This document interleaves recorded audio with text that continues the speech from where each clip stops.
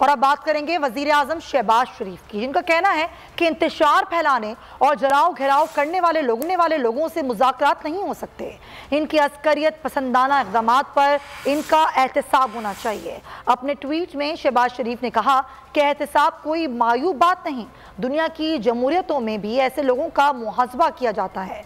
उन्होंने कहा कि मुज़ाकरात सियासी अमल का कलीदी जुज़ हैं, ताहम जलाओ घेराव फैलाने वाले लोगों में मुज़ाकरात के अहल नहीं होते। इंतजार था ना, चलो इस बार वो करते हैं जो इससे पहले किया ही नहीं। किस्मत की आंखों में आंखें डाल के जीतना होगा।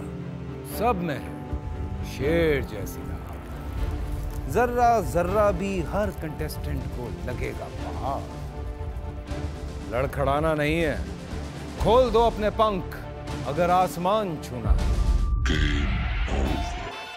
अबे लग रहा है ये सब पहले भी कहीं सुना है। एंटरटेनमेंट की गारंटी जनाब, क्योंकि यहाँ खेलोगे कूदोगे तो बनोगे नवाब। खुश रहो पाकिस्तान। खुश रहो पाकिस्तान, बुध और जुमेरात शाम 7 बजे सिर्फ बोल एंटरटेनमेंट पर।